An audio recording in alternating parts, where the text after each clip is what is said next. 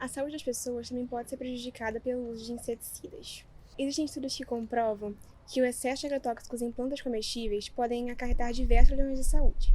Mas não são apenas essas as consequências trazidas pelo mau uso de inseticidas. As pessoas que moram perto da plantação, por exemplo, são expostas a diversos riscos. Há um caso muito famoso ocorrido no Mississippi, onde a aplicação inadequada de inseticidas para baratas e pulgas poluiu o ar em volta da lavoura. O descuido causou a intoxicação de várias pessoas, incluindo 2 crianças. Portanto, é essencial que a pulverização siga todas as normas que existem justamente para evitar o contato de pessoas com inseticida.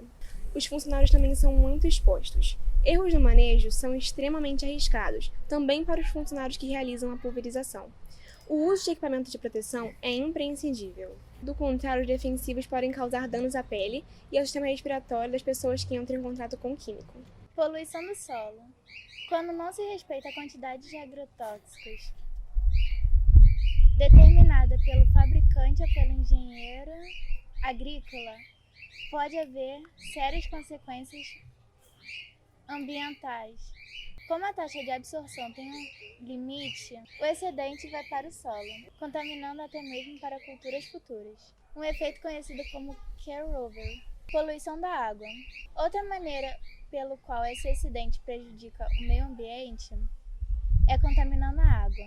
Isso pode acontecer tanto pela chegada do produto em rios, pela chuva, ou pela contaminação do solo chegando ao lençol freático. Vida selvagem. O uso inadequado de inseticidas pode prejudicar a vida selvagem perto da fazenda. Isso porque as regras de pulverizações não são seguidas. A contaminação pelo ar pode se espalhar e prejudicar a respiração desses animais. Portanto, é de extrema importância seguir à risca todas as instruções do uso do produto. O objetivo do nosso projeto é apresentar formas sustentáveis e ecológicas de controle de pragas, eliminando o uso de agrotóxicos químicos e venenosos que afetam o meio ambiente, desequilibram o ecossistema local e causam prejuízo à saúde dos seres humanos e animais. Para tal objetivo, idealizamos um sistema de manejo e controle biológico, se aproveitando da natureza como método de controle e combate às pragas, utilizando predadores naturais, manejo desses predadores, monitoramento tecnológico constante da lavoura e o controle biológico das pragas de forma natural, sem pesticidas venenosos. A cana-de-açúcar é uma cultura duplamente importante para o país. É através dela que são feitos 2 elementos super importantes para a economia: o açúcar e o álcool. O último elemento é utilizado tanto na produção de bebidas alcoólicas como na produção de combustível para os carros.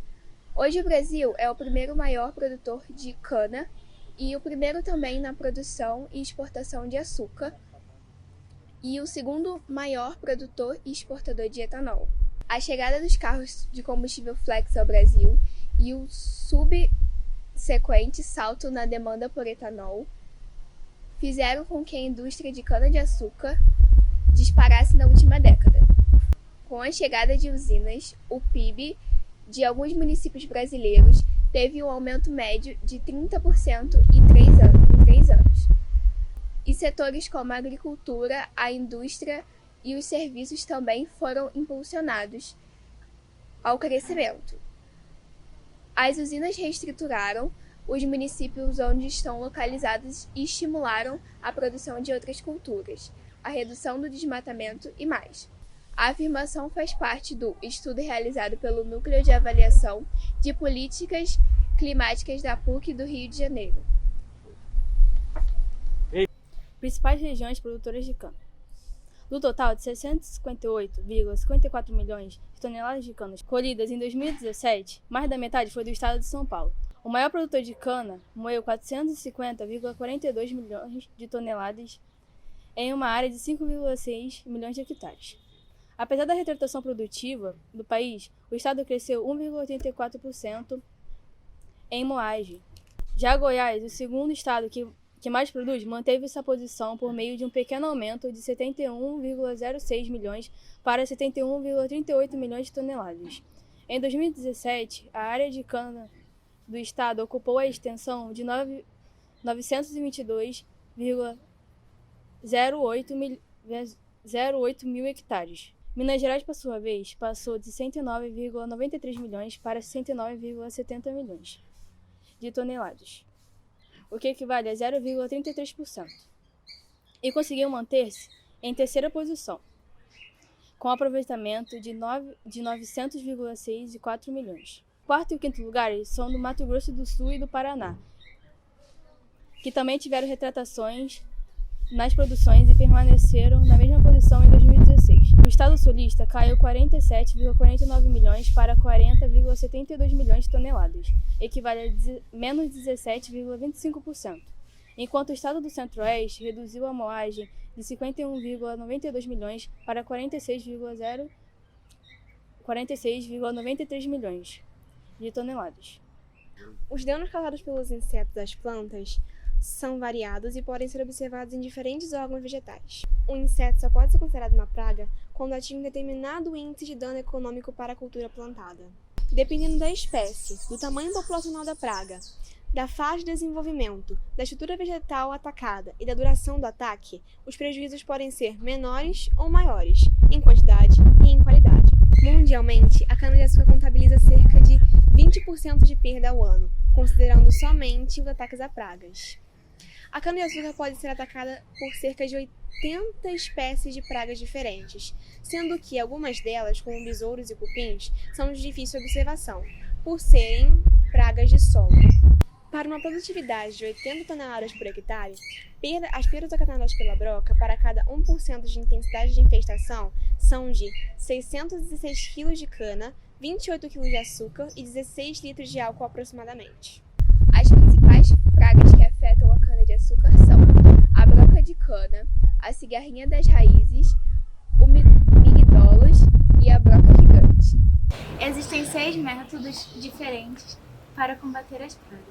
O primeiro é o métodos culturais. Baseia-se na utilização de conhecimentos ecológicos e biológicos das pragas. As mais comuns são rotação de culturas, aração do solo, época de plantio e colheita, destruição de restos de cultura, cultura no limpo, poda, adubação e irrigação, plantio direto e outros sistemas de cultivo. Segundo método de resistência de plantas, baseia-se no emprego de plantas resistentes a insetos, considerado o modo ideal de controle devido à possibilidade de permitir a manutenção de pragas em níveis inferiores ao do dano econômico, sem causar prejuízos ao ambiente e sem ônus adicional ao agricultor. É ideal para se utilizar em qualquer programa de manejo de pragas. Terceiro método de controles por comportamento, baseando-se nos estudos de fisiologia dos insetos. Uma das formas de controle por comportamento é o uso de hormônios de insetos. Quarto método de controle físico envolve os processos como queima, drenagem, inundação e temperatura. Quinto método biológico trata-se do controle de pragas por meio de inimigos naturais que se dividem em entomopatógenos, parasitoides e predadores. Sexto e último método químico constitui-se no uso de inseticidas, compostos químicos e biológicos que são aplicados direta ou indiretamente para matar insetos. Nosso projeto, visando alcançar o objetivo da ideia proposta, utilizando métodos de manejo integrado de pragas e aproveitando o intercurso natural do sistema ecológico de predadores e presas. Para se livrar da largata, introduzimos na lavoura seu inimigo, as vespas, de forma monitorada e integrada, sem gerar desequilíbrio no ecossistema e ainda assim solucionar o problema sem o uso de qualquer agrotóxico, sem afetar outras espécies e insetos benéficos ou a plantação.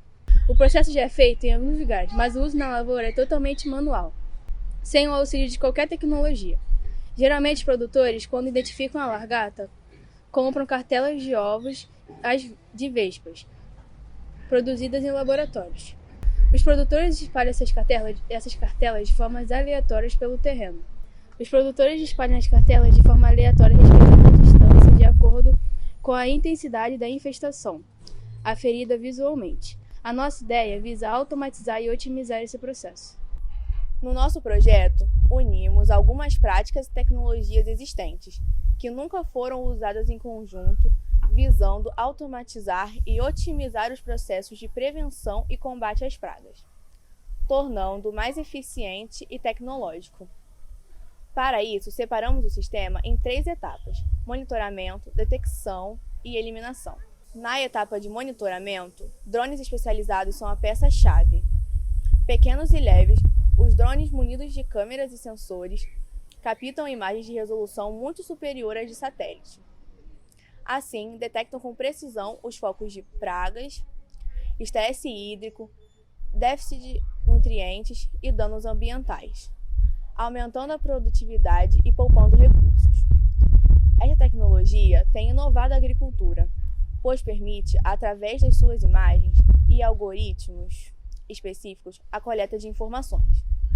Na segunda etapa de detectação, se torna necessário processar todas as informações coletadas pelos drones. Devido a toda a complexidade e grande número de atividades que a agricultura envolve, o conceito de Big Data se encaixa muito bem no agro. Isso se intensifica ainda mais com o uso da tecnologia, como sensores e GPS, já que isso gera grande volume de dados todos os dias.